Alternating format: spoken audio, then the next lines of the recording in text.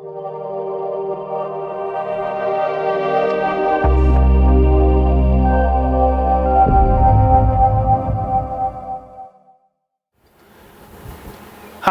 this is Dave from Hectors Smokehouse, and today I'm going to be cooking competition style pork ribs. It's not going to be exactly what I do in a competition. I'm only 4 competitions in so far. I've managed to win first place in 2 of those competitions in ribs. So what I'm going to do is I'm going to go through the process that I go through, but I'm not going to show you exactly the rubs and how I make my sauce. Because as I say, it's still pretty early and I'm still learning, and to be honest, in every competition so far I've changed things a little bit, but what I am going to do is go through the process. Now what you will find through this video is there's a big difference in pork ribs from the US, from America to Australia. The pigs in the States are killed when they're much older and therefore are much larger, so the ribs are totally different to the ribs that we've got in Australia. I found it a real struggle getting good ribs in Australia, especially spares. I manage okay sometimes with baby backs and loin backs, but I do struggle with spare ribs. Getting nice long straight bones is quite difficult. I've been to America and cooked in America, and to be honest it's incredibly easy to actually get hold of good product over in the States, but over here in Australia very difficult. So I'm going to go through step by step all the processes. I will talk about the types of rubs that I use, and we'll show you what I actually do, but I'm not going to tell you exactly what those rubs are, because to be honest, in the next competition they might be totally different again as I actually change and enhance the flavours. I'm going to be cooking today on the Yoder YS640, so I'm going to be doing these on the pellet grill today. And as I say, I'll go through the whole process and show you exactly what I do when I'm actually making ribs, and hope you enjoy the video. So in Australia we're not as lucky as you guys are across in the States. We can get hold of reasonable ribs, but not fantastic ribs.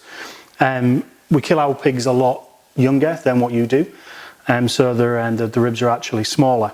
So I try to buy some from Costco quite often, and there's 2 here that come from Costco that we buy. So these are the spares, and these ones are a loin back. The issue with the loin back, I love the loin back, but what you'll see is the loin back is very thick. Bit too much meat, too much of the actual loin on there, and what it does is it actually starts to dry out, so you've got to be very careful cooking those. And then with the spares, when you look at the spares on the back side here, you can see you don't have very many nice bones if you're trying to use like a competition cut, and they come off very short. So you know, you've got a couple of nice bones here, but then after that they're not as good. So yeah, I normally try and cook with the loin backs because I think the bones look a lot nicer. So when I turn those over, you can see the bones are a lot more equal and even. So you can cut these quite nicely and make them look quite nice. But I've got to take a little bit of the meat off here because it's just too much meat and it starts to dry out. So I need to just trim a little bit off there before I start. So I've had a bit of a go at trying to trim these loin backs. I've taken quite a lot of the meat off. You can see some of the big lumps there and a lot of fat in the bag. But I've trimmed them down so they look a little bit more tidier and there's not as much of that loin back which can go very dry on. These are the spares, and again, difficult to trim. These hours are not very good. You know, the bones don't go very far and you can't get very nice bones.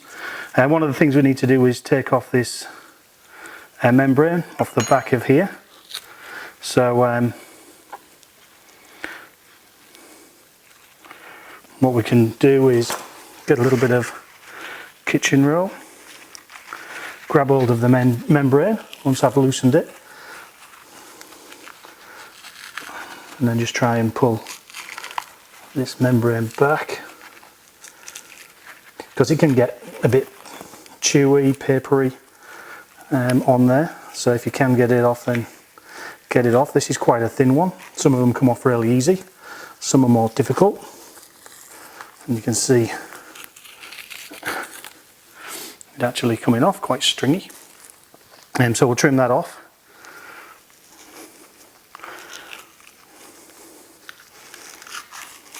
There we go. So that's all of the stringy membrane off. There wasn't, for some reason, there was no membrane on the back of these ones, but there was on this one. Again, you can see there's a hell of a lot of meat on here, but you know, in terms of bones, if you're going to do a competition, these are not the best. So I'll start taking some of the bits and bobs off there. Yeah.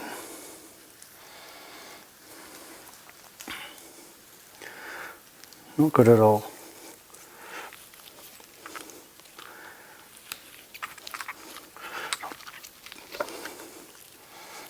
So I'll try and come through where the bones turn really soft, more like a cartilage, and actually take them off there. But yeah, spares here are difficult, just not very good. I've done spares in the States when I've been in the States, and geez, it's easy, but this is really difficult, and they just look very untidy. Just not the best things in the world at all. So yeah, I wouldn't advise you maybe going to Costco and actually doing these. I think I prefer the other ones. Yeah, look very messy. And again, you can see on there, there's a lot of meat on them, so they'll leave a stack of extra meat on there for you, but it just can end up being quite dry. So I'm just going to take some of that off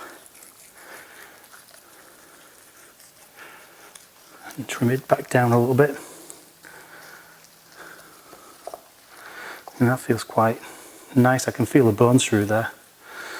But yeah, not the best ribs. Not the best ribs at all. Very difficult to cook with these, but these are just for at home.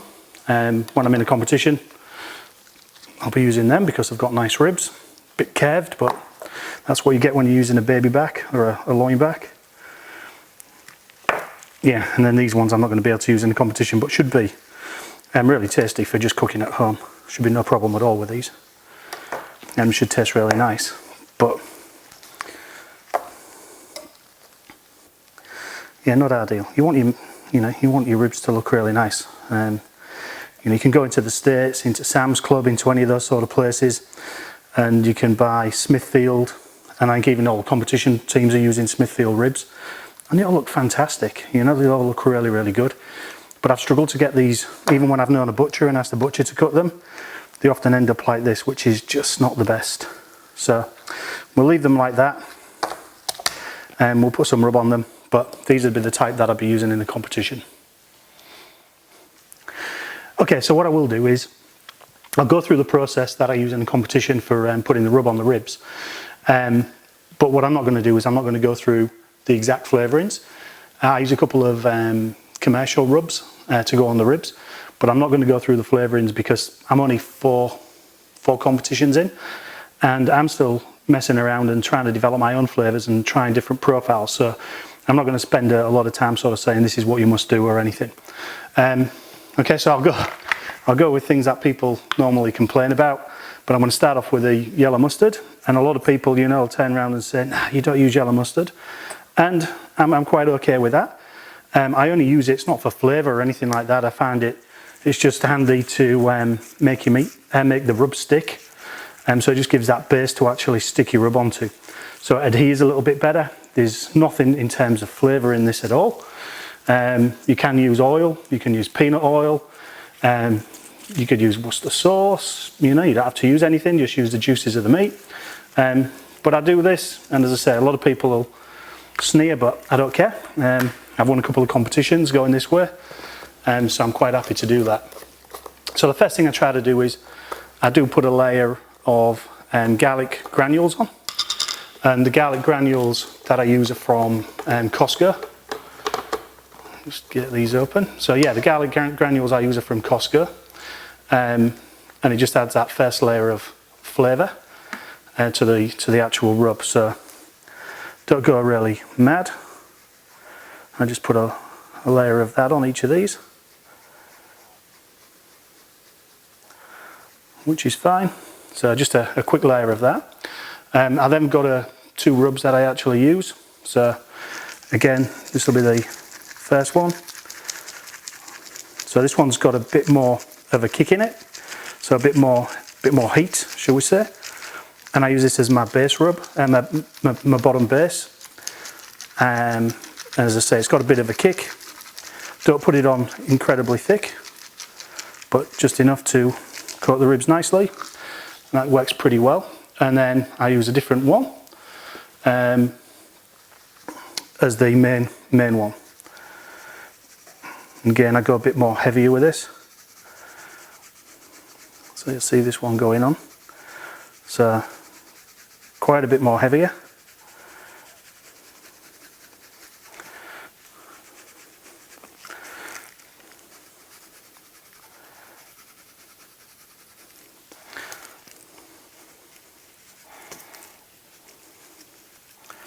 So this one's, as I say, quite a heavy rub. This one's a lot more sweet. And I know it gets annoying when people talk about sweet heat and all those type of things and trying to get heat and sweet, but that's more or less what I'm trying to do. Is one rub is a bit more spicy and got a bit more zip and kick, and the other one's a little bit more sweeter. So you first of all, obviously, you're going to get the bite from the sweet on the ribs, because that's on the outside, and then as you bite through, you should hopefully get a taste at the back of the palate, which is more of a kick when you go through there, and that will be further accentuated when I actually put my rub on as well. My sauces at the end when I sauce them up. So those are the main ones that I've put on there. Nothing really clever. 2 layers and the garlic. Just make sure they've gone in. Now typically what I would do is I would wrap these in cling film, and Glad wrap we call it in Australia, cling film, I think in the States. And normally I'd put it in there and leave them for at least 2 hours in the fridge. If I'm in a competition, definitely do. I normally make them 2 or 3 hours before I'm about to put them on. Wrap them in the cling film and then just leave them to absorb the flavours. But I'm only cooking for the family today, just having a bit of a practice really. So yeah, I'm not as bothered about doing that. So again, we're going to layer up the flavours. Going to start off with the garlic granules, and we're going to go more for the spicy rub.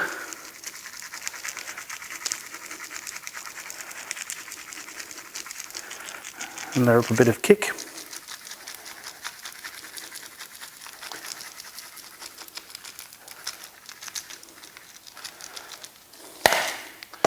And then we're just going to finish off with the more sweet rub. And it's got a really nice colour, so this rub goes really well. Now, as I say, I've only been in 4 competitions. I've been lucky enough to win 2 pork ribs. However, I think every competition I've slightly changed the flavour profile and changed either the rubs or the sauce or added new things. So I'm still very early and still learning all of these things. A lot of you guys will be a lot more experienced than me, but even so I wanted to go through the process that I actually go through. But they end up being pretty good ribs.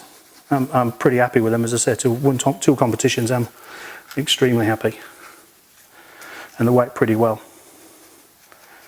And as I say, they have some really nice colour, and you'll see the colour when I put them on the smoker later on. But there you go. So they're the ribs finished up, rubbed up and ready to go onto the smoker. So there's different ways of cooking ribs. Obviously there's a system that a lot of people refer to called 3-2-1 system for ribs. That's 3 hours unwrapped, 2 hours with your ribs wrapped up, and then the last hour to set the glaze, so 3-2-1. But it depends on the thickness of your ribs. Typically for these ribs that I'm doing, it's going to take me around about 4.5 hours. So it'll be about 1 hour and 50, 30 minutes, 40 minutes at the end for the glaze, and then the rest of the time is going to be wrapped. So around about 4.5 hours I'm sort of allowing for these today. So on the Yoder, I'm going to actually put these on the top of the smoker. So they should sit on there quite nicely.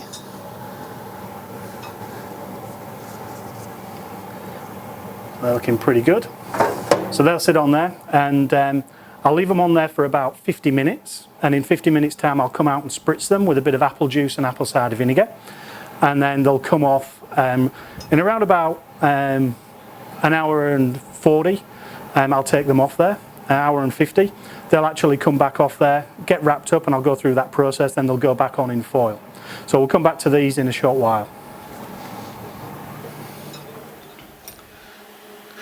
So I'm 60 minutes in now. Been cooking at 225 for 60 minutes. I'm going to do another 60 minutes after I've given them a quick spray with a bit of apple cider vinegar and apple juice. So that'll be totally 120 minutes to start with. Then I'm going to do an hour and a half, so 90 minutes wrapped, and then finish off with about 70 minutes at the end unwrapped, so just over an hour, and that'll give me about 4 hours 40 altogether. And that's the cook I'm using for this. But obviously what I'll be doing is testing the meat towards the end to make sure it's tender enough. So you can see they're quite dry now, so I'm just going to sort this out hopefully, and then we'll just spray the ribs, just stop them drying out and stop them going too hard on the top, because what can happen is you can end up with like a crust on the top, and it makes it difficult when you want to cut them at the end. So just giving them this quick spritz will keep them going really well. So that's all I need to do for now.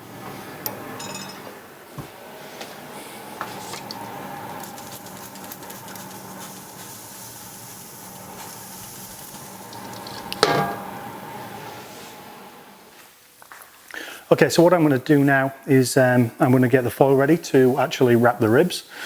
And unfortunately in Australia we don't have squeeze butter like you do in America, the parquet. So what I've done is I'll just take some margarine, put it into a Ziploc bag, cut a little hole in the corner, and then what I'm going to do is I'm going to put the place where I'm going to lay the base of the ribs down.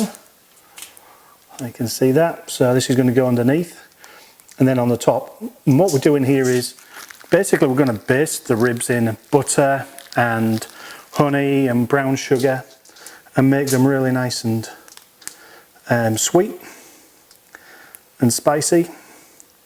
So I just put some of this on to get it going, and we'll add some honey as well, and the ribs are going to sit on this, so some honey in there.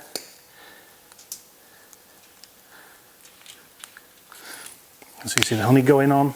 Then I'm going to add some brown sugar, and I'm going to do the same once I've placed the ribs on here. I'm going to do exactly the same again on top of the ribs, and fold it up so it's nice and tight in the foil, so that they're not steaming or anything. They're actually getting this lovely mixture going into the ribs, and they're going to braise in that in the barbecue. And then they're going to cook for around about an hour and a half at 225 before I take them out and glaze them and finish them off for the last hour. So I'll just go get the ribs, and I'll show you show the ribs going into this. So the ribs have now been on for around about 2 hours. And there you go, you can see both of the slabs up there, so they're looking nice and dry. So I'll take each of the slabs of rib off, and then what I'm going to do is put them into foil to finish them off. And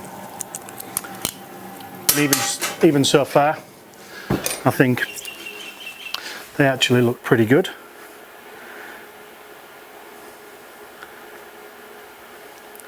So you can actually see those ribs at the moment. They're not looking too bad at all. Okay, so I've just taken the ribs out, and I'm going to put the ribs into the foil now. So I've got both slabs of ribs here. So I'll put one slab there, and another slab there.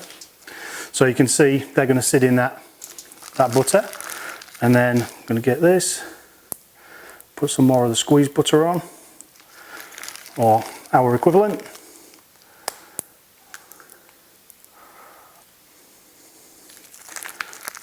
So try and use as much as I can of this. That's going to create a nice baste. There we go. Put some more honey on.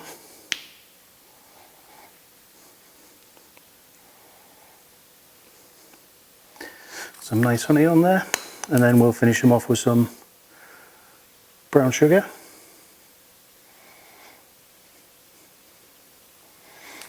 And there we go.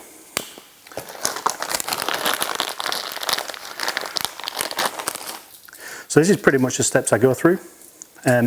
Look, and there's different things you can use. You can use brown sugar, you can use dark brown sugar if you want, different colour altogether. You can use turbinado sugar, honey. You can use different types of honey, get lots of different types of flavours with the honey, or you can go really different and do something like using agave, which is different. So you can try different things and create some different flavours, and you can add other things into this, into the foil as well, to give some different flavours. So there you go, they're ready to get wrapped up now. Okay, so everything's in there now. Going to wrap the ribs up. Want it to be nice and tight, but don't really want to go through the ribs. But I'm just going to create these nice little parcels, like so.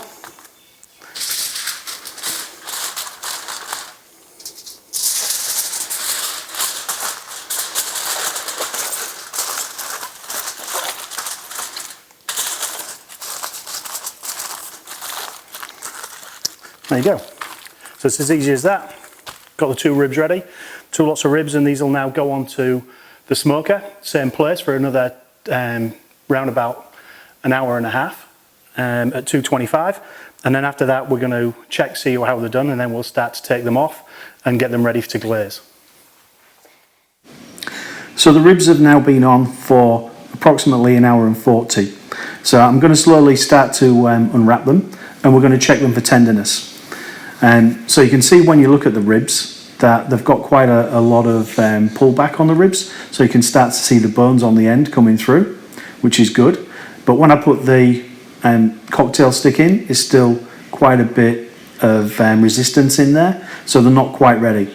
So what we've got to do is leave them, take them off. I think they're nearly done, but we'll take them off, and we'll put the sauce on, and then we'll cook them for another hour just in the sauce and let the sauce set.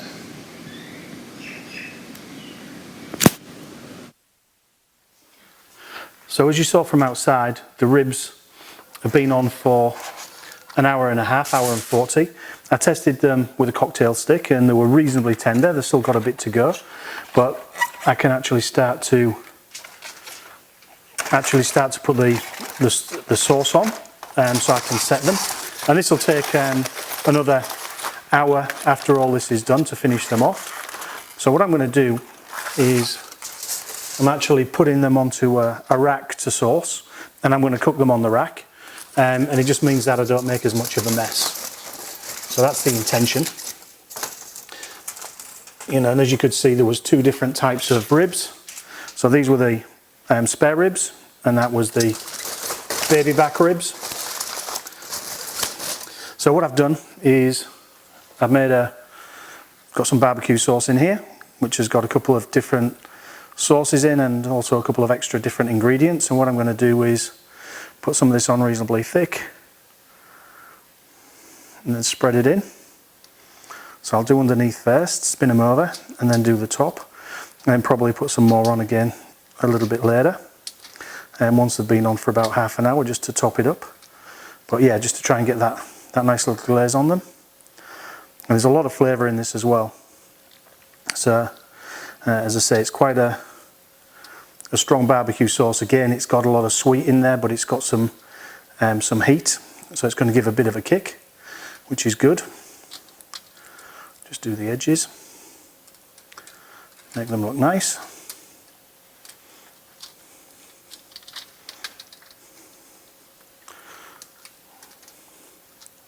So that's the first side done.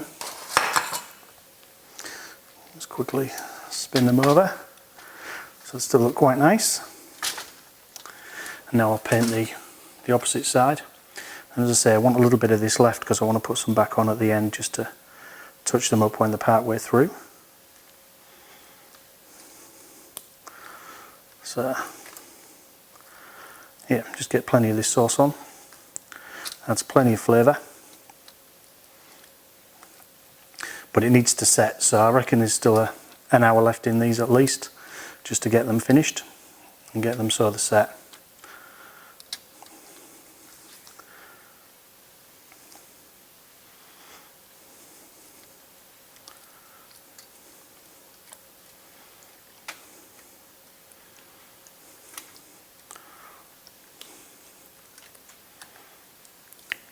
So I may end up having to make a little bit more just to put some on later on. So these are going to go in for an hour. So just sort of recapping, what we've had so far is 2 hours to start with, which was out of the foil. We've then had an hour and 30, hour and 40 in the foil, and then I reckon about another hour. But obviously they're done when they're done, so we'll see what these are like after I've put them on, but they look pretty good. And they should sauce up and look really nice in a few minutes. Okay, so all I'm going to do now is put the ribs on and finish them off. So they're just going to sit up at the top. It's easy to see with a rack. Put the rack in and then they'll be very nice and easy to take off as well after they're complete. So the ribs were left for approximately another hour while the glaze actually set. I wasn't around at the time, so my wife finished them off for me. So she checked them with the cocktail stick to make sure they were nice and tender, which was absolutely perfect. She then took them off and sliced them. The slicing wasn't that tidy, but they tasted great. I tried some when I got home and they were really good. Hope you have a go at trying these yourself. If you liked the video, please click the like button and also please subscribe to my channel. Thank you.